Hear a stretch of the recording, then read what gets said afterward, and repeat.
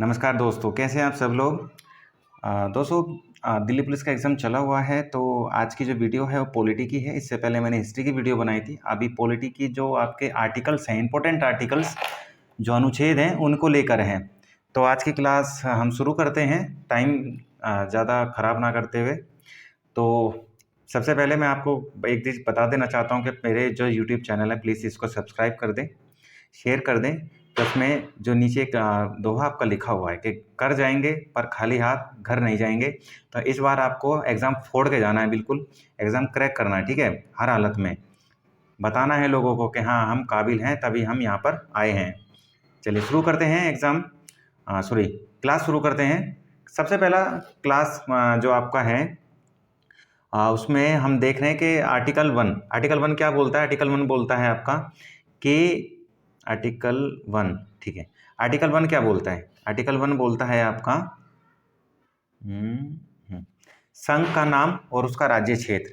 यानी भारत जो है, भारत के इसका नाम क्या होगा? तो Bharat, that is India. India और भारत इसके दो नाम हैं। और उसका राज्य क्षेत्र कहाँ तक फैला हुआ है? तो जहाँ तक भारत की टेरिटोरियल सीमा है वहाँ तक भारत का नाम फैला हुआ है। आर्टिकल 2 क्या बताता है? नए राज्य बनाना। यानी भारत में पार्लियामेंट जो है, पार्लियामेंट का ये राइट है कि वो नए राज्य बना सकता है। पार्लियामेंट का राइट है भारत के अंदर, जो नए राज्य बनाने की पावर अपने पास में रखती है पार्लियामेंट, ठीक है। नेक्स्ट है राज्यों के नाम में परिवर्तन तथा उसके सीमा क्षेत्र को कम या ज़्यादा करना। तो भारत में किसी भी राज्य की सीमा को कम किया जा सकता है, बढ़ाया जा सकता है, और ये सारी पावर किसके हाथ में? पार्लियामेंट के पास में होती है। पार्लियामेंट के पास में होती है सारी पावर। और किसी भी राज्य की सीमा को कम कर सकती है, बढ़ा सकती है, उसके नाम को चेंज कर सकती है। और किसी भी राज्य का नाम चेंज करना हो तो उस राज्य की जो लेजिस्लेटिव असेंबली होती है, विधानसभा होती है, विधानसभा इस चीज़ को प्रपोज करेगी, तब जाके पार्लियामेंट उसका नाम चेंज कर सकती है। नेक्स्ट है आपका आर्टिकल 8। आर्टिकल 8 बताता है NRI, non resident of India, जो ऐसे भारतीय जो भारत से बाहर कुछ समय के लिए गए हुए हैं, चाहे जॉब के पर्पज़ से, चाहे एजुकेशन के पर्पज़ से, तो उनको हम एनआरआई बोलते हैं। एनआरआई के सारे वही राइट होते हैं जो एक इंडियन सिटीजन के राइट होते हैं, सेम एनआरआई के राइट होते हैं, जो आर्टिकल 8 बताता है।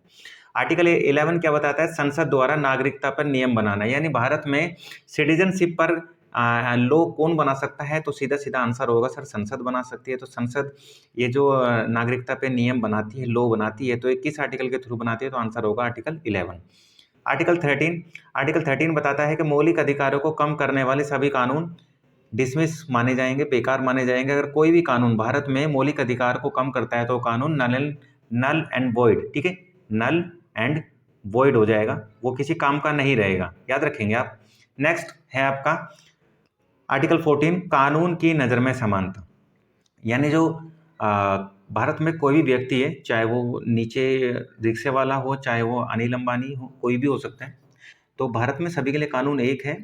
चाहे आप कुछ भी काम करिए, अगर आपने मर्डर किया है तो आपको 302 लगेगा, आपने चोरी करी है तो 420 लगेगा, इसमें कोई दो राय नहीं है। तो कानून की नज़र में समानता, right to equality before law. Article 15 बताता है रेस, सेक्स, जेंडर, कास्ट, इन सभी के बारे में, सभी को लेकर स्वतंत्रता है। किसी के साथ में डिस्क्रिमिनेट नहीं किया जाएगा। किसी को ये नहीं कहा जाएगा तुम उच्च जाति के हो, तुम वर्ण सिस्टम में ब्राह्मण हो तो तुम पहले आओ, जो शूद्र हैं वो बाद में आएंगे, ऐसा नहीं है। संविधान सभी को इक्वली ट्रीट करने का राइट देता है।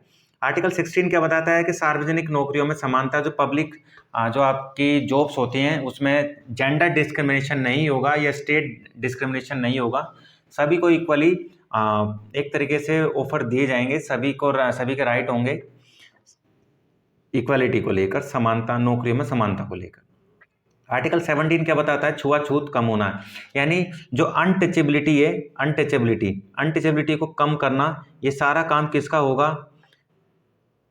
सरकार का होगा। संविधान में आर्टिकल 70 इस बात को कहता है कि छुआछूत को खत्म होना, यानी अनटचेबिलिटी, यानी अस्पृश्यता को कम करना, और इसके लिए सरकार कानून बनाएगी। अगर कोई भी इंसान ऐसे काम करता है तो उसके खिलाफ लीगली एक्शन लिया जा सकता है अनटचेबिलिटी के ऊपर। आर्टिकल 18 बताता है उपाधियों का अंत। यानी अब से कोई भी भारत में कोई भी व्यक्ति राजा, महाराजा, नवाब, ऐसी कोई टाइटल अडोप्ट नहीं करेगा। अगर किसी को करना है तो टेक्निकल टाइटल अडोप्ट कर सकता है, जिसमें आपके जो आर्मी के अंदर कर्नल वगैरह रैंक होती है, कर्नल में कर सकता है। अगर आप डॉक्टर हैं तो डॉक्टर कर सकते हैं, अगर आप इंजीनियर हैं तो आप इंजीनियर का टाइटल लगा सकते हैं। तो ऐसे कोई टेक्निकल टाइटल आप अडोप्ट कर सकते हैं, पर जो आपके राजा महाराजा वाले टाइटल थे इसको आप अडोप्ट आप नहीं कर पाएंगे। आर्टिकल 19 क्या बोलता है? राइट टू स्पीक, यानी बोलने की स्वतंत्रता। तो भारत में बोलने की स्वतंत्रता काफ़ी इंपॉर्टेंट आपका राइट है, और ये जो राइट है ये सिर्फ और सिर्फ आर्टिकल 19 ही देता है। तो ये काफ़ी आप लोगों को याद रखना पड़ेगा इस चीज़ के बारे में। नेक्स्ट आर्टिकल की हम बात करें तो नेक्स्ट आर्टिकल है आर्टिकल 20, अपराधों के लिए दोष सिद्धि। यानी अगर आपने कोई भी क्राइम किया है तो right again freedom against crime, अगर आपने कोई क्राइम किया है तो जब तक आप कल्प्रित साबित नहीं हो जाते हैं तो आपके ऊपर कोई भी लीगली एक्शन नहीं लिया जाएगा। आर्टिकल 21 क्या बताता है कि जीवन की स्वतंत्रता, यानी अगर आप जी रहे हैं तो right to liberty, right to freedom, right to marriage, right to privacy, यानी निजता का अधिकार भी जो आपका जीवन का अधिकार का ये हिस्सा है। ठीक है, तो राइट टू प्राइवेसी होगी, राइट टू प्राइवेसी होगी, राइट टू मैरिज हो गया, राइट टू इंटरनेट हो गया। ये सारे के सारे क्या हैं? आपके आपके जीवन की स्वतंत्रता यानी राइट टू लाइफ का ही एक पार्ट है। नेक्स्ट आर्टिकल देखें, आपका नेक्स्ट आर्टिकल है आर्टिकल 21A। आर्टिकल 21A क्या बताता है आपका कि 6 से 14 साल तक के बच्चों को free and elementary education provide कराना। इस आर्टिकल को संविधान के अंदर 1976 में एक अमेंडमेंट हुआ था। अमेंडमेंट कौन सा था? अमेंडमेंट था 42nd। तो 42nd अमेंडमेंट जो कि 1976 में होता है, इसमें 6 से 14 साल तक के बच्चों को मुफ्त शिक्षा दिया जाना लिखा गया है, जो कि संविधान का एक हिस्सा है आपसे मौलिक अधिकारों का। नेक्स्ट है आपका गिरफ्तारी के विरुद्ध स्वतंत्रता, यानी अगर आपने कोई भी क्राइम किया है तो आप को अगर या नहीं भी किया है और आपको फिर भी गिरफ्तार किया जा रहा है तो आप उसको लेकर आप फ्री हैं, आप पूछ सकते हैं पुलिस ऑफिसर से कि आप मुझे क्यों गिरफ्तार कर रहे हैं, ये आपके राइट हैं। इसके बाद आर्टिकल 23 क्या बताता है? शोषण के विरुद्ध अधिकार। आर्टिकल 24 बताता है कि कारखानों में अगर कोई भी बच्चा 14 साल या उससे कम का है तो अगर उससे बॉन्डेड लेबरिंग कराई जा रही है तो ये गैर कानूनी है, उसके खिलाफ कानूनी कार्रवाई की जाएगी। तो 14 साल से नीचे का कोई भी बच्चा, 14 साल तक का बच्चे से आप लेबरिंग नहीं करा सकते हैं। अगर उसकी उम्र 14 साल से ऊपर है तो आप उससे लेबरिंग करा सकते हैं, उसमें कोई दो राय नहीं। नेक्स्ट है आपका आर्टिकल 25, किसी भी धर्म को मानने या उसका प्रचार करने की स्वतंत्रता। कोई भी धर्म है, किसी भी धर्म को आप मान सकते हैं। भारत में इस चीज़ की फ्रीडम आपको दी गई है, संविधान इस चीज़ की फ्रीडम आपको देता है, इसमें कोई आपको रोकेगा नहीं, कोई आपसे कोई कुछ कहेगा नहीं। पर फिर भी आप किसी भी धर्म को लेकर कोई टिप्पणी नहीं कर सकते हैं, कोई बात नहीं बोल सकते हैं। अपने धर्म को मानते हैं तो संविधान इस चीज़ पे रोक नहीं लगाते हैं। नेक्स्ट है आपका आर्टिकल 23, धार्मिक कार्यों का प्रबंध, यानी आप किसी भी धर्म को मानते हैं तो धर्म से रिलेटेड आप जो उसकी कोई भी आपके रिलीजन से रिलेटेड कोई भी वर्क है आप उसको प्रोफेशन को कर सकते हैं, इसमें कोई भी आपको रोका नहीं जाएगा लीगली रूप से। नेक्स्ट है आपका आर्टिकल 27, धार्मिक कार्यों में टैक्स। कर यानी करों की बात हो रही है, कर यानी टैक्स की बात हो रही है, तो टैक्स में रिलीफ दिया जाएगा, टैक्स नहीं लगाया जाएगा जो भी पैसा मंदिर वगैरह में आता है।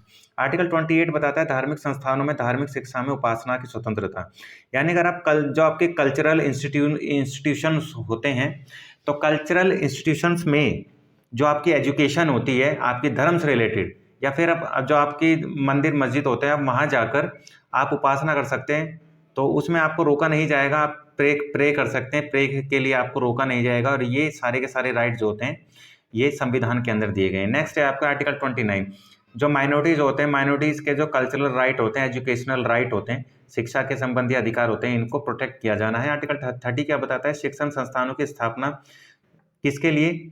माइनॉरिटीज़ के लिए। जो माइनॉरिटीज़ होते हैं उनका कुछ कल्चर होता है, कल्चर को प्रिजर्व करने के लिए संविधान में अलग से कुछ राइट दिए गए हैं, ताकि जो ट्राइबल इंस्टीट्यूशंस होते हैं, खासकर जो ट्राइब होती हैं, ट्राइब के कुछ राइट होते हैं, अपने कुछ अलग से कल्चर होता है, तो उनके सांस्कृतिक अधिकारों को छीना ना जाए, तो सरकार इनके लिए कानून बनाए और सारे प्रोटेक्शन जो है इनका फंडामेंटल राइट के अंडर में आता है। आर्टिकल 32 फंडामेंटल राइट का आखिरी और फेमस आर्टिकल जो है आपका फेमस आर्टिकल, इसमें आर्टिकल 32 में क्या बताता है कि संवैधानिक उपचारों का अधिकार, इसको बोलते हैं रिट। इसको हम एक भाषा में बोलना चाहें तो क्या बोलेंगे इसको? हम बोलेंगे इसको रिट। रिट क्या होती है? रिट 5 तरीके की होती है। पहली रिट होती है आपकी हेबियस कॉर्पस, पहली होती है आपकी हेबियस कॉर्पस, जिसको हम बंदी प्रत्यक्षीकरण भी बोल देते हैं। दूसरी रिट होती है आपकी मैंडामस, दूसरी रिट कौन सी होती है आपकी? मैंडामस होती है, जिसको हम परमादेश बोलते हैं। तीसरी रिट होता है आपकी प्रोहिबिशन, तीसरी रिट होती है आपकी प्रोहिबिशन, जिसको हम प्रतिषेध बोलते हैं। चौथी रिट होती है आपकी सर्शियोरेरी, चौथी रिट होती है आपकी सर्शियोरेरी, जिसको हम क्या बोलते हैं? उत्प्रेषण, और लास्ट होती है आपकी क्वा वारंटो, लास्ट होती है आपकी क्वा वारंटो। क्वा वारंटो जो होती है आपकी अधिकार परीक्षा होती है। और ये पांचों की पांचों जो लिस्ट है ना, पांचों की पांचों जो आपकी रिट है, सॉरी, ये सुप्रीम कोर्ट और हाई कोर्ट, सिर्फ ये दो ही कोर्ट भारत में जारी कर सकते हैं। और आर्टिकल 32 का इस्तेमाल करके भारत में सिर्फ सुप्रीम कोर्ट ही रिट जारी कर सकता है, ना कि हाई कोर्ट जारी कर सकता है। इसके बाद अगर हम नेक्स्ट स्लाइड देखते हैं, आपकी नेक्स्ट स्लाइड है आपकी फंडामेंटल राइट्स को लेकर, क्योंकि फंडामेंटल राइट जो हैं आपके वो 35 से स्टार्ट हो जाते हैं और 51 तक चलते हैं। अभी तक आपका मौलिक अधिकार चले हुए थे, आप फंडामेंटल राइट चल रहे हैं, आप सॉरी आप डीपीएसपी चल रहे हैं, आपके directive principle of state policy, राज्य के नीति निर्देशक सिद्धांत, जो कि आर्टिकल 35 से स्टार्ट होते हैं, आर्टिकल 51 तक ये चलते हैं। तो इसमें जो आर्टिकल आपके इंपॉर्टेंट हैं उसके अंदर है आर्टिकल 38। ये क्या बताता है, राज्य जो लोक कल्याणकारी सुरक्षा है, सिक्योरिटीज हैं समाज के अंदर, उसको बनाए रखेगा लोगों के लिए।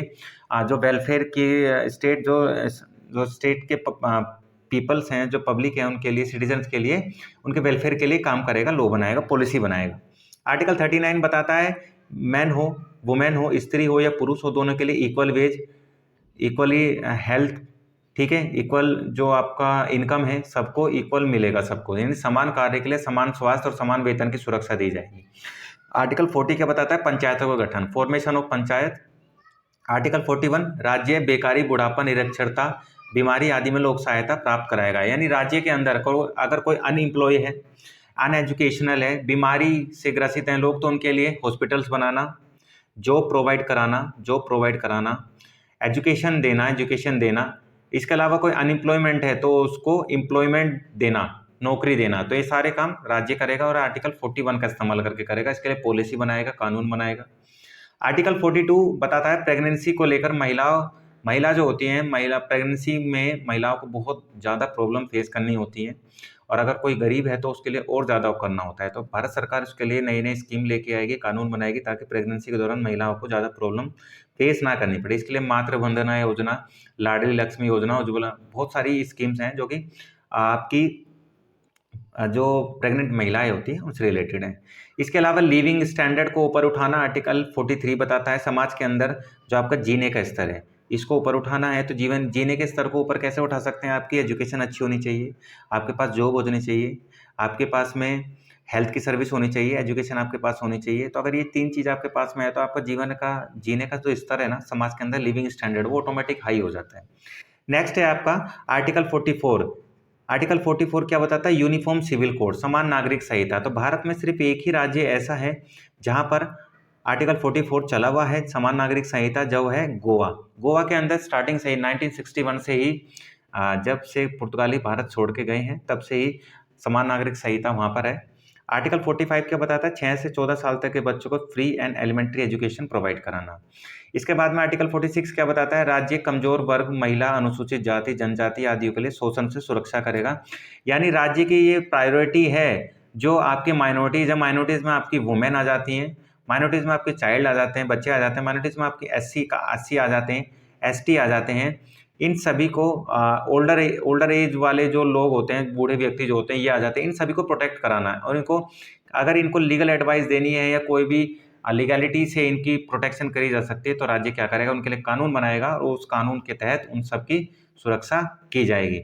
नेक्स्ट आप देखते हैं स्लाइड, नेक्स्ट स्लाइड है हमारी।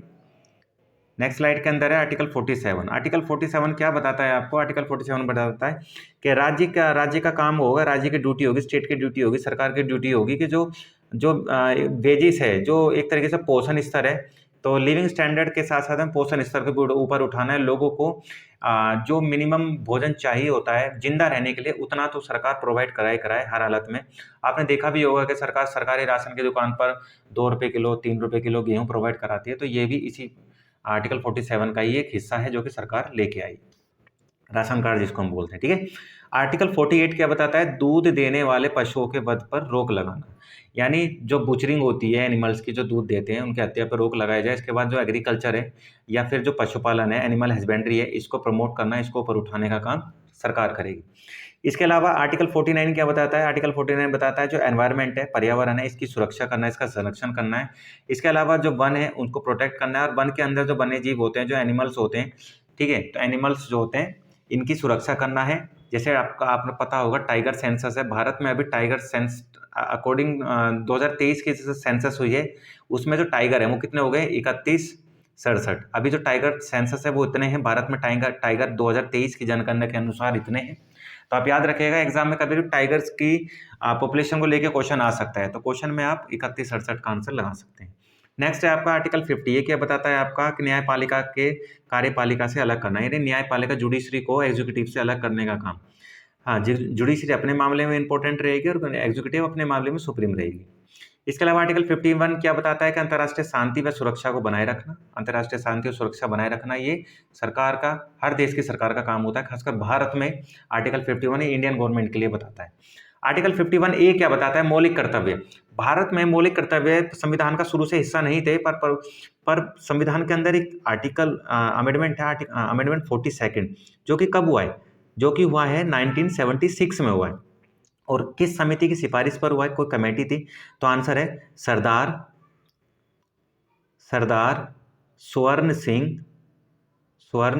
सिंह कमेटी। सरदार स्वर्ण सिंह कमेटी ने सिफारिश करी थी 1976 में, और इंदिरा गांधी गवर्नमेंट ने 42 अमेंडमेंट करते हुए मौलिक कर्तव्य को संविधान का हिस्सा बनाया और संविधान में एक नया भाग जोड़ा, जिस भाग का नाम था भाग 4A। तो पार्ट 4A जो है मौलिक कर्तव्यों का हिस्सा है, फंडामेंटल ड्यूटी का हिस्सा है। और अभी फिलहाल में हमारे पास में जो टोटल फंडामेंटल ड्यूटी वो कितनी है, वो है हमारे पास में 11। तो 2023 के अंदर कितनी फंडामेंटल ड्यूटी हैं, 11। तो 11 आप याद रखेंगे अच्छे से, भूलना नहीं है बिल्कुल भी। एग्जाम के अंदर क्वेश्चन कहीं से भी आ सकता है बन के, तो आप लोगों की जिम्मेदारी यही है कि जहाँ से भी क्वेश्चन आए देख लेंगे, हो जाएगा। बस इस क्लास को आपको अच्छे से कर देना है।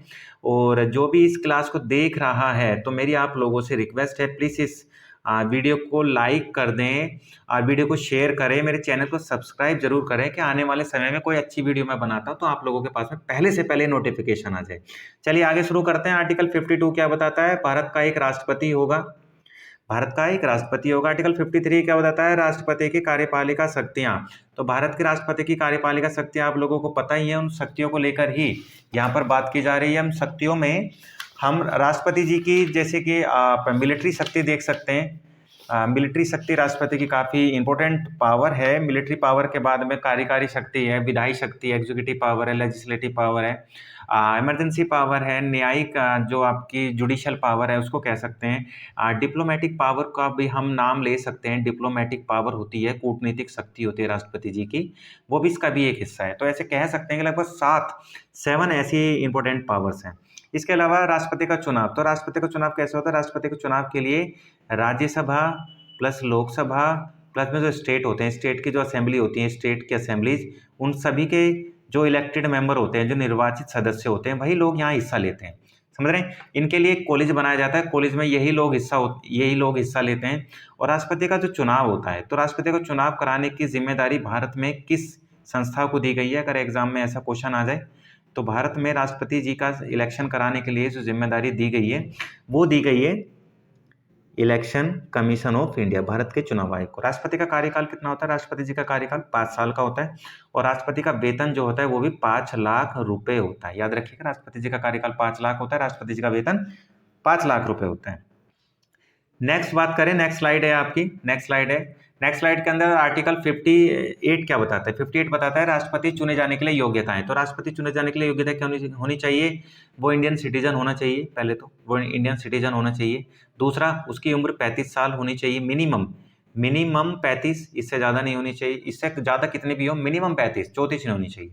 इंडियन सिटीजन होना चाहिए। लोकसभा का मेंबर चुने जाने के योग्य हो। ये इसके अलावा बहुत सी ऐसी एलिजिबिलिटीज़ होती हैं जो राष्ट्रपति को चुने जाने के लिए इंपॉर्टेंट होती हैं, पर आप इनको याद रखिएगा। और आर्टिकल कौन सा याद रखिएगा, 58। आर्टिकल 60 क्या बताता है, राष्ट्रपति की शपथ ग्रहण, यानी राष्ट्रपति को शपथ कौन दिलाता है। तो भारत में राष्ट्रपति जी को, जो कि एक हायर पोस्ट है, इनको शपथ दिलाने का काम करते हैं भारत के मुख्य न्यायाधीश जो हैं, हमारे मुख्य न्यायाधीश, भारत के मुख्य न्यायाधीश CJI, chief justice of India, वो ये काम करते हैं। और भारत में फिलहाल में वर्तमान में जो मुख्य न्यायाधीश कौन है, DY चंद्रचूड़ हैं, आप याद रखिएगा। नेक्स्ट है आपका आर्टिकल 61। आर्टिकल 61 क्या बताता है, राष्ट्रपति पर महाभियोग। महाभियोग जो है एक क्वाजी जुडिशियल प्रोसीजर है जो राष्ट्रपति के ऊपर लगाया जाता है और राष्ट्रपति को उनकी पोस्ट से हटाने के लिए। इसको पास करने के लिए लोकसभा और राज्यसभा दोनों के अंदर जो मेजोरिटी चाहिए होती है वोटों की, वो कितनी चाहिए होती है, 2/3।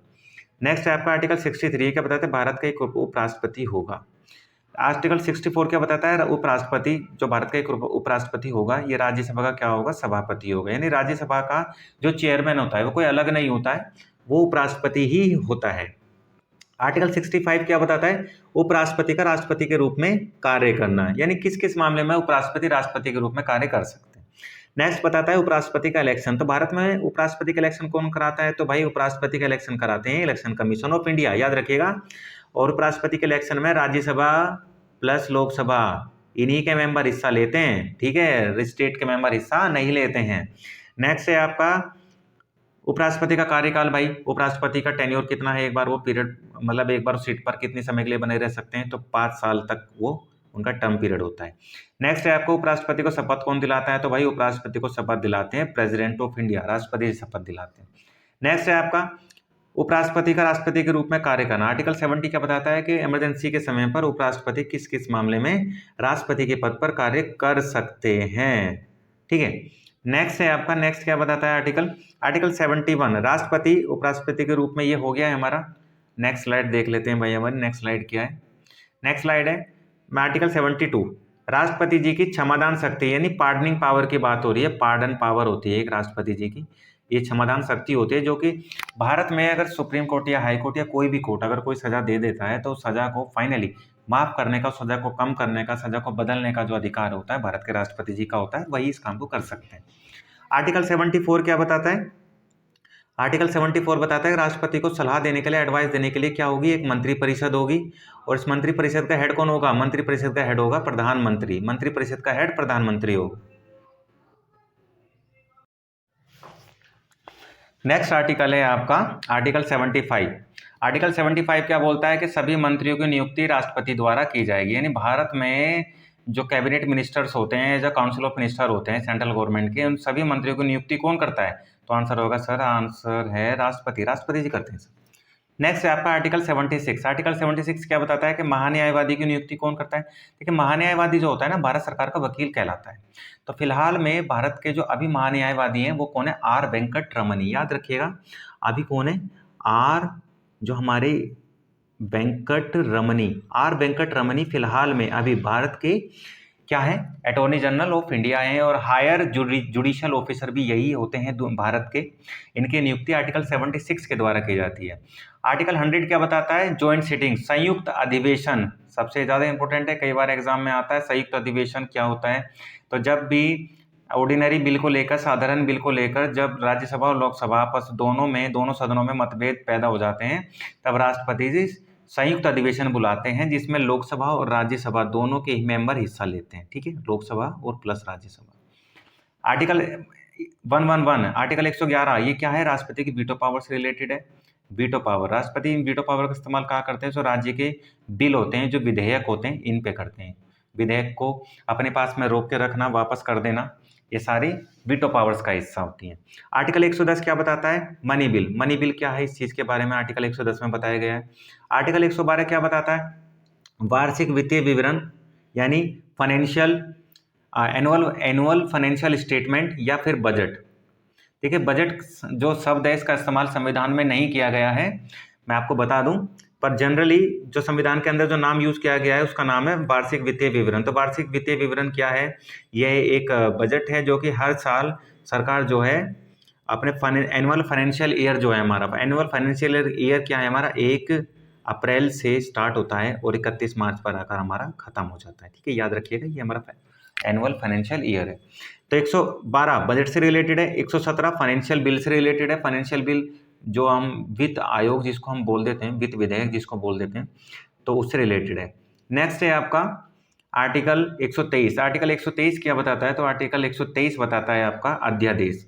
अध्यादेश क्या होता है, एक अध्यादेश को हम बोलते हैं इंग्लिश में ऑर्डिनेंस, क्या बोलते हैं, ऑर्डिनेंस। ऑर्डिनेंस क्या होता है, एक ऐसी पावर होती है जिसमें राष्ट्रपति जी देश में कानून बना सकते हैं। देश में कानून बनाने का राइट पार्लियामेंट का होता है, पर इमरजेंसी तरीके से अगर देश में कानून बनाना पड़ भी जाए तो जो हमारे राष्ट्रपति जी होते हैं आर्टिकल 123 का इस्तेमाल करते हुए कानून बना सकते हैं देश में।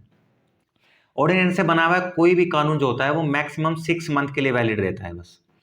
आर्टिकल 124 क्या बताता है, भारत का एक सुप्रीम कोर्ट होगा, भारत का एक सुप्रीम कोर्ट होगा और इसका जो हेडक्वार्टर होगा वो कहाँ होगा, दिल्ली होगा। भारत का एक सुप्रीम कोर्ट होगा और हेडक्वार्टर कहाँ होगा, दिल्ली होगा। नेक्स्ट आर्टिकल 129, दिल्ली पुलिस 2020 में एक क्वेश्चन आया भी हुआ है कि कोर्ट ऑफ रिकॉर्ड क्या होता है। तो कोर्ट ऑफ रिकॉर्ड भारत में 2 होते हैं। कोर्ट ऑफ रिकॉर्ड दो होते हैं, कौन कौन होते हैं, सुप्रीम कोर्ट और हाई कोर्ट। भारत में किस किस न्यायालय को कोर्ट ऑफ रिकॉर्ड यानी अभिलेख न्यायालय बोला जाता है, तो सुप्रीम कोर्ट और हाई कोर्ट को बोला जाता है। परंतु आर्टिकल 129 की बात यहाँ चल रही है, तो आर्टिकल 129 जो है आपका सुप्रीम कोर्ट से रिलेटेड है। याद रखिएगा आर्टिकल 129 जो है सुप्रीम कोर्ट से रिलेटेड है। तो आर्टिकल 129 में जो अभिलेख न्यायालय बोला गया है वो किसको बोला गया है, तो आंसर होगा सर सुप्रीम कोर्ट को बोला गया है। नेक्स्ट स्लाइड देखते हैं आपकी, नेक्स्ट स्लाइड के अंदर क्या बताया है। नेक्स्ट स्लाइड है आपकी आर्टिकल 143 143, इसके अंदर क्या बताया गया है कि राष्ट्रपति द्वारा सुप्रीम कोर्ट के मुख्य न्यायाधीश से संवैधानिक मामलों पर सलाह लेना है। यानी जब भी कॉन्स्टिट्यूशनल कोई भी मैटर्स होता है तो राष्ट्रपति जी सुप्रीम कोर्ट से सलाह ले सकते हैं आर्टिकल 143 का इस्तेमाल करके। आर्टिकल 153 153 ये क्या बताता है, राज्य को एक राज्यपाल होगा। आर्टिकल 155 बताता है राज्यपाल की नियुक्ति कौन करेगा, तो भारत में राज्यपाल की नियुक्ति जो होते हैं प्रेसिडेंट ऑफ इंडिया करते हैं, सेंट्रल गवर्नमेंट की एडवाइस पर करते हैं। ठीक है, सेंट्रल गवर्नमेंट जो होती है उसकी एडवाइस पर ही की जाती है। आर्टिकल 156 क्या बताता है, राज्य का जो राज्यपाल है उसका कार्यकाल कितना होगा, तो राज्य के राज्यपाल का कार्यकाल 5 साल का होता है। अगर वो कहीं भी पोस्ट पे अपॉइंट किए जाते हैं तो 5 साल के लिए किए जाते हैं। नेक्स्ट है पर राज्यपाल की क्षमादान शक्ति। जिस तरीके से राष्ट्रपति जी की क्षमादान पार्डनिंग पावर होती है उस तरीके से राज्य के कानूनों को लेकर राज्यपाल की क्षमादान शक्ति होती है। आर्टिकल 163 क्या बताता है कि मंत्री परिषद होगी जो राज्यपाल को सलाह देगी। एक मंत्री परिषद राज्य के अंदर होगी, विधायिका के अंदर होगी, राज्य के विधायिका के अंदर जो राज्यपाल को क्या करेगी, सलाह देने का काम करेगी। नेक्स्ट आर्टिकल 164 ये क्या बताता है, राज्यपाल द्वारा मंत्रियों की नियुक्ति करना। राज्यपाल क्या काम करेंगे, मंत्रियों की नियुक्ति करेंगे। प्लस में किसकी सलाह पर करेंगे, जो सीएम होते हैं, मुख्यमंत्री जो होते हैं उसकी सलाह पर उनकी अपॉइंटमेंट करते हैं, प्लस में उनको शपथ दिलाते हैं। नेक्स्ट है आपका आर्टिकल 165 ये क्या बताता है, राज्य के महाधिवक्ता की नियुक्ति, यानी राज्य के महाधिवक्ता होंगे। जिस तरीके से सेंटर के अंदर महान्यायवादी होते हैं सेम उसी तरीके से महाधिवक्ता होते हैं राज्य के अंदर। और इस सेंटर में महान्यायवादी की नियुक्ति प्रेसिडेंट करते हैं और राज्य में महान्यायवादी की नियुक्ति कौन करते हैं, गवर्नर यानी राज्यपाल करते हैं। नेक्स्ट आर्टिकल 174 राज्यपाल द्वारा राज्य विधायिका को भंग करना, कि जिस तरीके से राष्ट्रपति जी भंग कर सकते हैं संसद को, लोकसभा को, उसी तरीके से राज्य के अंदर राज्यपाल का राइट है आर्टिकल 174 के थ्रू राज्य विधायिका को भंग कर सकते हैं, डिसॉल्व कर सकते हैं। नेक्स्ट आर्टिकल 213 राज्यपाल की अध्यादेश शक्ति, राज्यपाल स्टेट के मामले पर कानून बना सकते हैं। नेक्स्ट आर्टिकल 226 हाई कोर्ट द्वारा रिट जारी करना। सुप्रीम कोर्ट आर्टिकल 32 का इस्तेमाल करके रिट जारी करता है, वहीं हाई कोर्ट 226 का इस्तेमाल करके रिट जारी करता है। आर्टिकल 231 क्या बताता है, 2 या 2 से अधिक राज्यों के लिए एक ही हाई कोर्ट होगा। यह आर्टिकल 231 बता रहा है और काफ़ी इंपॉर्टेंट है कि 2 या 2 से राज्यों के लिए एक ही हाई कोर्ट होगा। किस इस आर्टिकल के अंदर बताया, तो आर्टिकल 231 के अंदर बताया। नेक्स्ट है आपका आर्टिकल 239 ये किस चीज़ से रिलेटेड है, ये दिल्ली से रिलेटेड है, याद रखिएगा दिल्ली से रिलेटेड। आर्टिकल 243 ये पंचायतों का गठन, फॉर्मेशन ऑफ पंचायतों से रिलेटेड है। आर्टिकल 243 ये क्या बताता है, फॉर्मेशन ऑफ म्यूनिसिपैलिटी यानी नगर पालिकाओं के गठन से रिलेटेड है। आर्टिकल 244 किस चीज़ से बारे में बताता है, अनुसूचित क्षेत्रों जनजाति क्षेत्रों का प्रशासन, यानी शेड्यूल्ड ट्राइबल एरिया जो होते हैं उनको कंट्रोल करना, उनका एडमिनिस्ट्रेशन चलाना, आर्टिकल 244 के अंडर में आता है। आर्टिकल 244A ये किस चीज़ के बारे में बताता है, असम, त्रिपुरा, मिजोरम और मेघालय 4 राज्य ऐसे हैं भारत के अंदर जिनके लिए अलग से एक आर्टिकल दिया गया, आर्टिकल 244A। आर्टिकल 263 आर्टिकल 263 क्या बताता है, इंटर स्टेट काउंसिल जो होता है, इंटर स्टेट काउंसिल होता है, इसकी स्टैब्लिशमेंट की जाती है। और इंटर स्टेट काउंसिल की स्टैब्लिशमेंट करते हैं भारत के राष्ट्रपति, प्रेसिडेंट ऑफ इंडिया करते हैं। और इसके जो हेड होते हैं अंतर्राज्यीय परिषद के, कौन होते हैं, प्रधानमंत्री होते हैं, पीएम होते हैं, याद रखिएगा पीएम होते हैं। आर्टिकल 266 क्या बताता है, संचित निधि, consolidate fund of India, Bharat की संचित निधि किस आर्टिकल में है, तो आर्टिकल 266 में है। ये भारत की संचित निधि है, भारत के अंदर जितना भी पैसा आता है टैक्स का सभी इसी के अंदर आता है भाई, ठीक है। इसके अलावा नेक्स्ट आर्टिकल 267 ये किस चीज से रिलेटेड है? इमरजेंसी फंड, जिसका कंट्रोल सीधा सीधा भारत के राष्ट्रपति जी के पास में होता है। ठीक है। आर्टिकल 279A जीएसटी से रिलेटेड है। जीएसटी भारत में 2017 में लागू हो चुका है और जीएसटी के अंदर 4 स्लैब है, 5%, 12%, 18% और 28%। ठीक है, ये वाला स्लैब है, इनको याद रखना। नेक्स्ट है आपका वित्त आयोग 280। वित्त आयोग किस आर्टिकल से रिलेटेड है? वित्त आयोग है 280 से रिलेटेड, फाइनेंस कमीशन। आर्टिकल 292 किस चीज के बारे में बताता है कि भारत सरकार किन किन मामलों में पैसा उधार ले सकती है, तो आर्टिकल 292 बताता है। आर्टिकल 293 क्या बताता है कि राज्य सरकार किन किन मामलों में उधार ले सकती है और कहाँ कहाँ से ले सकती है। धन उधार लेना राज्य सरकार से रिलेटेड है, आर्टिकल 293। आर्टिकल 300A क्या बताता है कि संपत्ति का अधिकार। ठीक है, संपत्ति का अधिकार जो आपका लीगल राइट है, पहले फंडामेंटल राइट हुआ करता था, इसको 1978 में इसको लीगल राइट बना दिया गया है। ठीक है, 44वें संविधान संशोधन अधिनियम के द्वारा। आर्टिकल 312 क्या बताता है? यूपीएससी। आर्टिकल 323 क्या बताता है? कैट। आर्टिकल 323B क्या बताता है? सैट। कैट और सैट जो हैं इनको 1976 में ही ऐड किया गया है और संविधान संशोधन हुआ था 42वां। ठीक है, 42वें संविधान संशोधन के थ्रू 1976 में कैट और सैट को ऐड किया गया है। कैट की फुल फॉर्म होती है सेंट्रल एडमिनिस्ट्रेटिव ट्रिब्यूनल और सैट की होती है स्टेट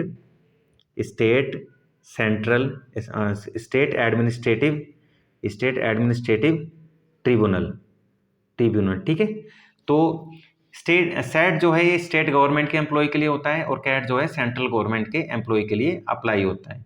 तो सैट और कैट को आप अच्छे से याद कर सकते हैं। नेक्स्ट आपका आर्टिकल है, आर्टिकल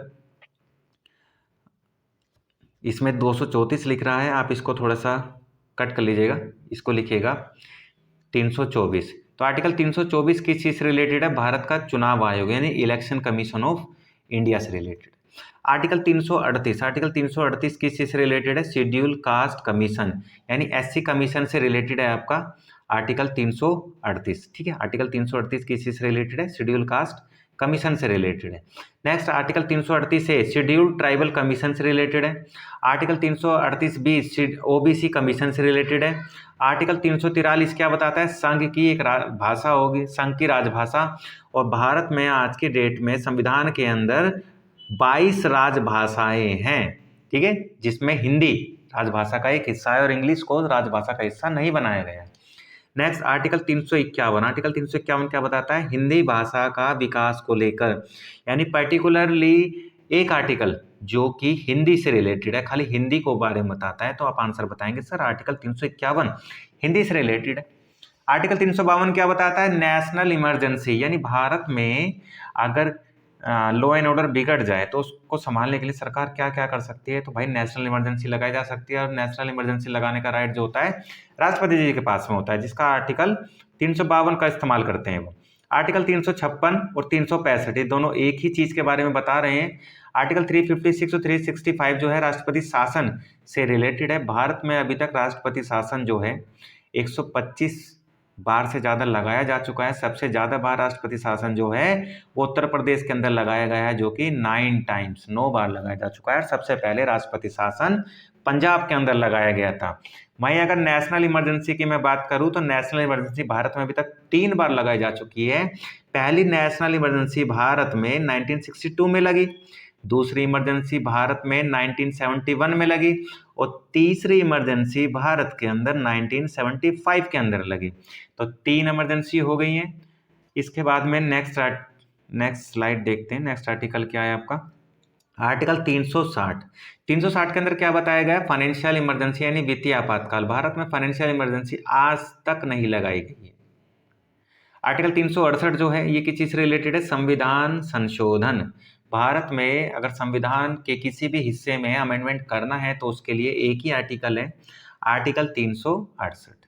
तो ये कुछ फेमस और इम्पोर्टेंट आर्टिकल हैं, ये कुछ इम्पोर्टेंट एंड फेमस आर्टिकल हैं जो आप लोगों को याद करने हैं।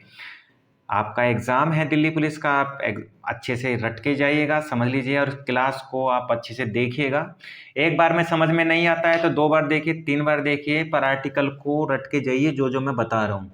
एग्जाम में यही आएगा और एग्ज़ाम में अगर आर्टिकल आ गए तो यहाँ से आर्टिकल छूटेंगे नहीं, आपके बिल्कुल भी नहीं छूटेंगे, इस बात की गारंटी है।